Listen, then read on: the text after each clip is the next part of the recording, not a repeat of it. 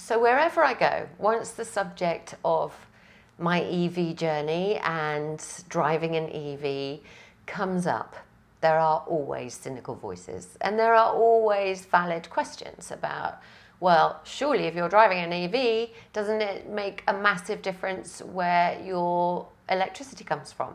If it's fossil fuel generated, isn't it all a waste of time? Questions like these are all around us. They're all over Twitter, if we're still calling it Twitter, X. They're all over the media and they're all around us. And we wanted some facts, some answers which are facts. And we knew exactly the right person to talk to. So, Colin Walker, you are the I love your title, your job title, transport head at, it's the intelligence bit, at Energy and Climate Intelligence, which Yes. makes you sound hugely important and that you know what you're talking about, which is why we're talking to you. Yeah, it's quite a fancy job title. Just call us ECIU for short. We're essentially analysts that are there to ensure that all the debates around the net zero transition are actually informed by the facts and try to challenge some of the, we politely call them non-factual narratives that swirl around things like renewable energy, heat pumps, or electric vehicles. And it's hard. It is hard Mm. as just a member of the public. And I know a little bit more maybe than some people, but it's still hard to get your head around what is greenwashing and what is not. So in one sense, this one's for the cynics out there. And here are the facts is why we've come to you. And let's lead with what recently made the news, which was that extension of from 2030 to 2035 of getting EVs onto our roads and ICE vehicles off. What does that actually mean in real terms? And does it make any difference to anything at all? No, I think it's a bit of a storm in a teacup, really, in terms of the impact it will have on the speed of our transition to electric vehicles. The date was always 2035, at which the sale of all new purely petrol and diesel cars would end. What we had before in 2030 was you would only be able to buy hybrid petrol and diesel cars, but that's been pushed back. So you can buy pure petrol and diesel cars up to 2030. But in reality, it doesn't make a huge amount of difference. The government is introducing something called a zero emission vehicles mandate. And what that very techie sounding thing means is that as of next year, every year, a certain percentage of the cars sold by a car manufacturer will have to be electric vehicles. And that will start at 22% next year, go up year by year to 80% in 2030, and then 100% in 2035. And that hasn't changed. That line, that speed of transition is exactly the same. So I don't think it makes much difference. And actually, that's the critical one. Yeah, that's the most important thing. That's basically the regulatory mechanism that is going to enable the government to achieve those phase-out dates. In terms of scheduling for manufacturers, then that schedule hasn't changed and has been set for a long time. Yeah. What about all of the rest of it? Because this is, our automotive industry, as we know, is huge. Is it realistic from a public perspective, from a fuel supplier's perspective, from all of those other things? Is it a realistic deadline? Yes, I think so. I mean, as you say, the car industry has been working to these phase-out dates for a number of years now. Car industry, it takes them years to kind of design and bring new products into line. So we've heard the likes of Nissan come out and say, despite this slight shift in the phase-out dates, they're still working towards 2030 to be producing all electric vehicle ranges.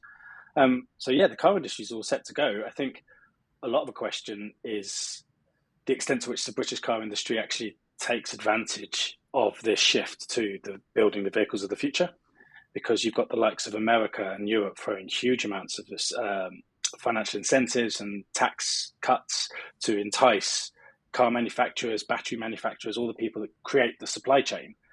There's a lot of incentives to go and relocate to America, for example. And what is Britain going to do to try to kind of support and keep those jobs here, keep that industry here, ensure that our car industry is building the EVs that most of our major export markets want? Because 80% of the cars we build in the UK go abroad, they're exported.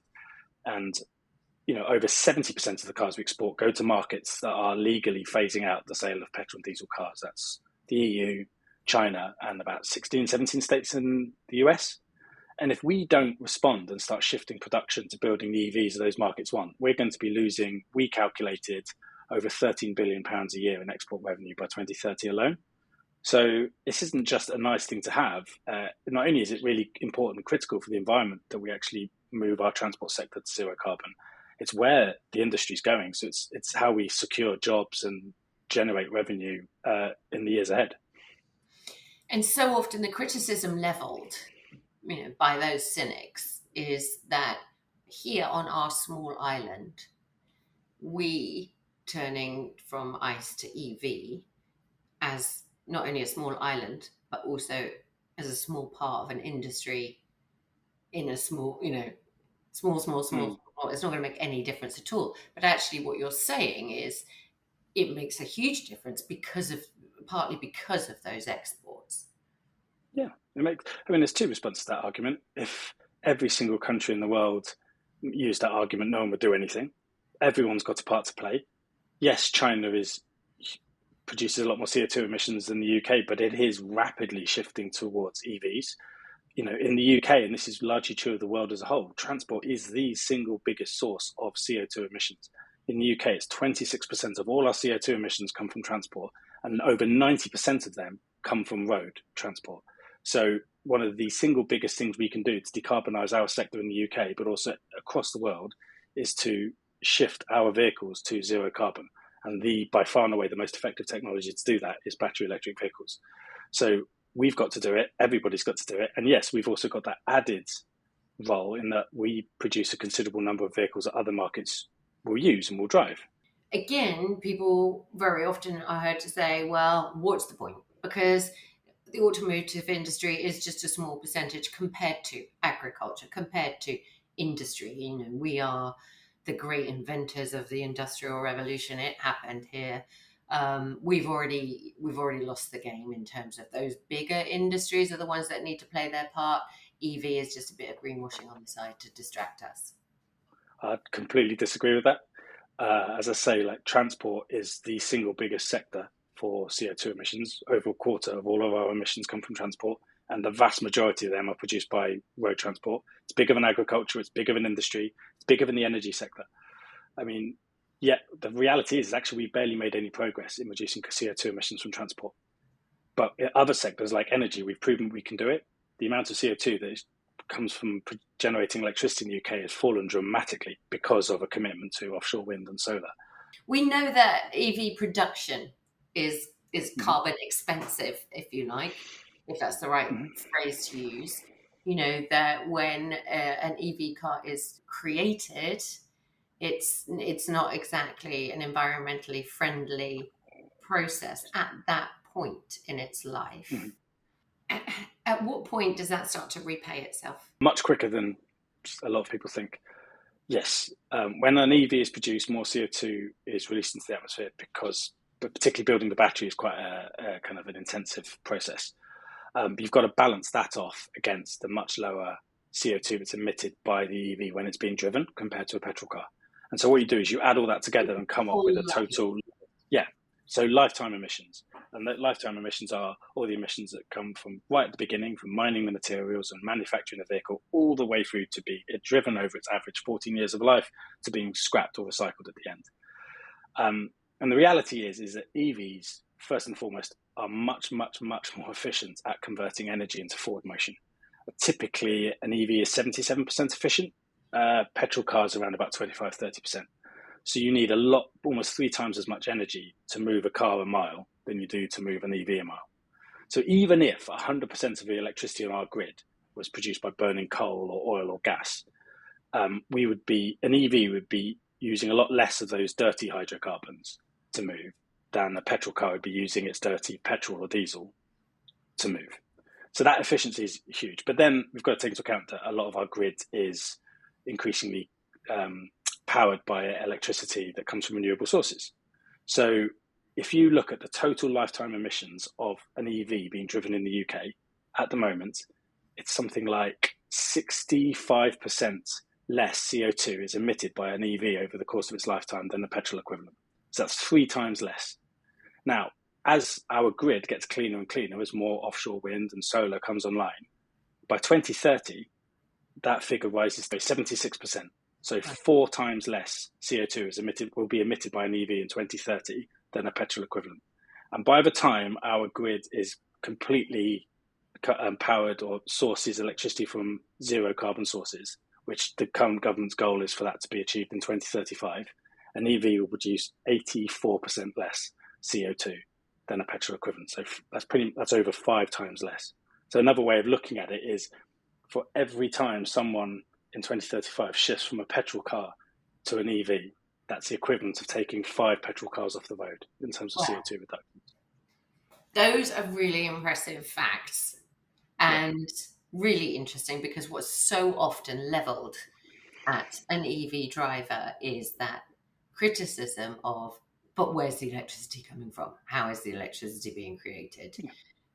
So there's no point in driving an EV if you're just burning fossil fuels ultimately to do so. But actually what you're saying is you're burning way less fossil fuel. Way less. And that blows away the extra CO2 that is generated by an EV when it's produced.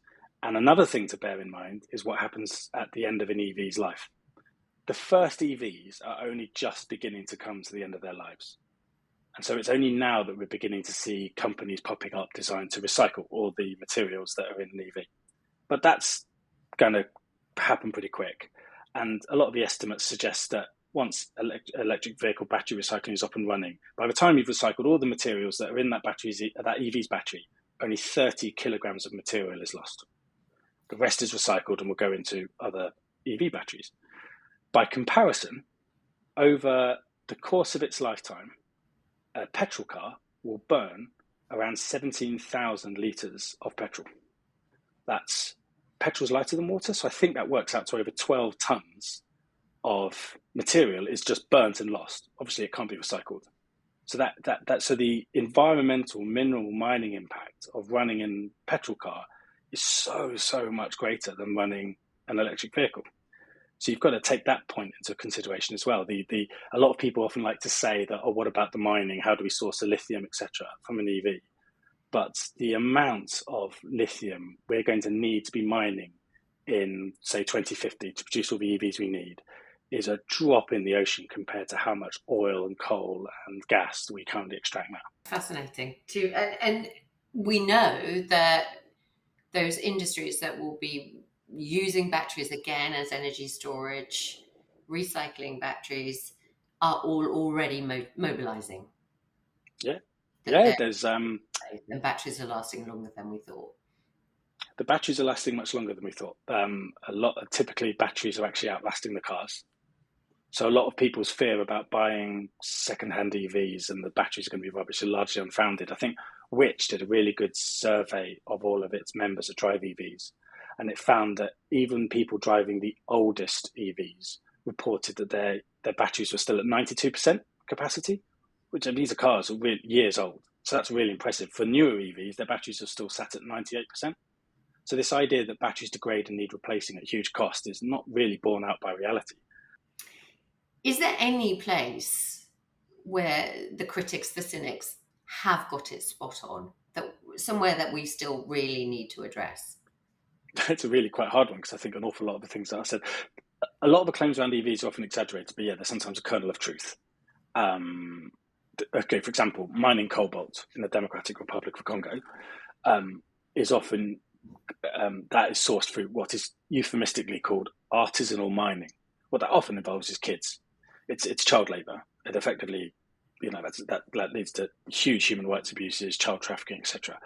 But let's also be clear, cobalt is used in an awful lot of other functions that predate the arrival of EVs. So if people are concerned about cobalt in EVs, they probably shouldn't be using their mobile phone or working on the laptop or doing anything like that, because it's in there. It drives all consumer electronics. So there's certainly something that needs to be done as a matter of urgency to clean up the supply chain to ensure that those materials are being sourced from much more ethically sound and appropriate industrial enterprises. I think two other things I get about EVs are their high upfront cost. They're prohibitively expensive to buy new for most people. But then again, new cars have always been prohibitively expensive to buy for most people. It's why over 80% of car sales take place in the second-hand market, whether that's petrol or electric vehicles. But yeah, those costs need to come down. But we're seeing the secondhand market increasing size rapidly.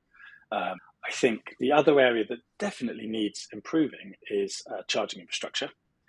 But then again, like any new technology, the infrastructure doesn't suddenly arrive 100% perfect. It develops over time. When the train was invented, we suddenly didn't have a whole rail network suddenly appear out of thin air going, da-da, here it is. It takes time. And as more people got into train travel, more train lines got built.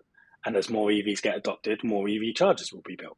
In fact, the government has a target of 300,000 public EV chargers in place in Britain by 2030. And the rate of growth of charging installations suggests we are ahead of target for achieving that goal. I think that the area I have the biggest concern about is the cost of charging. If you have a driveway and can install a charger and take advantage of the really cheap nighttime EV charging tariffs that people at Octopus make available, running an EV is as cheap as chips. It's like 2p a mile to drive an EV compared to 15 to 20p a mile for fueling a petrol or diesel car. It is spectacularly cheap, and it's the thing that always blows people away when they own an EV is how cheap it is to run one. That's all very well and good if you have a driveway. If you don't, you have to rely on public charging. And public charging, at home, you can charge your car for 7.5p per kilowatt hour on these really cheap charging networks. Public chargers are like 30p per kilowatt hour plus, up to like 85p, 90p. So what that means is that often poorer people in society are more likely to live in houses that don't have driveways and access to off-peak charging. So you've got this weird situation in which, poorer sections of society, in the midst of a cost of living crisis, would have to pay more to run their EV than richer people who have their own driveway. So that just strikes me as being really unfair. And there are solutions to that. For example, Fair Charge have a campaign to equalise the VAT that people pay. So if your VAT on your electricity at home is 5%, it's 20% if you're getting electricity from a public charger. That seems unfair. Level that. That'll just be a step in the right direction. But also, I mean, you've probably seen it sometimes, but I certainly saw it when I used to live in London, is people draping cables out of their windows and over trees down to their cars to kind of be able to charge from home and do it cheaply. People have concerns about that from a health and safety point of view and for cluttering up the pavements. But there's some really cool people like Turbocharge who can install a gully from your house through the pavement to your car where the cable actually sits below the pavement. So it offers no barrier or obstruction to people using the pavement and allows you to charge your car really cheaply. But often it's really hard to get planning permission from local councils to get that installed. So again, things that can simplify the planning process to allow people to do that would really help make the cost of charging fairer for all, rather than having that ridiculous discrepancy between the haves and the have-nots. And talking of the haves and have-nots, yes, we've come a long way, and yes, we've done a lot, but what about the rest of the world? I refer back again to the fact that we are this small island with a limited influence. And again, one of the criticisms leveled is there's not much point in us. So often the case of, there's no point in us doing anything about it. There's not much point in us doing anything about it if China, India, even parts of Africa, let's face it, developing nations and certainly the US are not pulling their weight either. Are they pulling their weight? Yeah. I mean, you would expect richer countries like Britain to be much further along the curve than, say, a poorer country like Botswana. But that's true of an awful lot of technologies. You're going to have people who are going to be ahead of a curve and driving things forward. And the more we increase our demand for EVs, the more EVs are built, economies of scale kick in, and then they become cheaper and cheaper to build and become more and more accessible to maybe to poorer economies. But China's flying on EVs. Not only does it produce a shed load of them, it's driving a lot of them too. So it is legally committed to phasing out the sale of petrol and diesel cars, as is the EU, as is some of the bigger states in the US. So we're certainly not the only ones doing this. Norway is on saying its new EV sales, something like 80% plus of new EVs sold in Norway now are electric vehicles. With that. So they're flying. We're behind them. We're behind quite a few of the Nordic countries on the form. So it's not just us. We're not doing this on our own. And the thing is, people need to remember is that the price difference in EVs over petrol is coming down. And I think they estimate it'd be about 20 to 25 when we achieve price parity. And I just encourage anyone who can is to test drive one, have a go. It's really, I remember when I first test drove an EV, getting back into my diesel Mazda sucked, to be honest. I was like, it's just hard to believe. Like, if you're a petrol head and you like going really fast, drive an EV. They shred petrol and diesel cars. They're so quick and they're so lovely and smooth and quiet to drive. The charging experience is lovely. And this is a reason why. I mean, that's why I'm, at the end of the day, I see a lot of silly things written and said about EVs. The most important thing, the best thing you can do if you're interested in knowing more about them is to speak to someone who owns them. And, more and more people have a member of their family or a close friend who has one. Just ask them what their experience has been, because surveys constantly show that around 90% of EV drivers report absolutely no interest in ever going back to petrol and diesel. 90%. That's saying something, right? Clearly they're having a great time. So it really suggests that people who are a bit worried about EVs or not sure about them really don't have anything to fear, because people who take the plunge and get an EV love it, never look back. I'm not sure if you get this, but one of the arguments we sometimes get is best thing you can do for the environment is not to buy an EV, it's just to cling on to your old banger. So not to release CO2 by purchasing a new car. Not true. If you get rid of your old banger and replace it with an EV, you repay the carbon debt, so to speak, after somewhere between 20 and 32,000 miles of driving. So that's about 4 to 5 years of driving. Wait, what do you mean repay carbon debt? What do you mean? So obviously if you keep onto your old banger, you're thinking, I'm doing a good thing because I'm not buying a new car, the manufacturer of which releases lots of CO2 into the atmosphere. So if you do buy a new EV and all that CO2 is left into the atmosphere, the lower CO2 emissions that new EV generates will accumulate to a point after about 20 to 32,000 miles in which the lower amount of CO2 it's produced from driving it offsets the higher amount of CO2 that came from building it. And after that mileage has been achieved, you're doing good. The amount of CO2 you have produced is less than if you had kept hold of your old banger. Colin, you're a superstar. Thank you so much for answering some of those super cynical questions that we felt we just had to get an answer to. Thank you.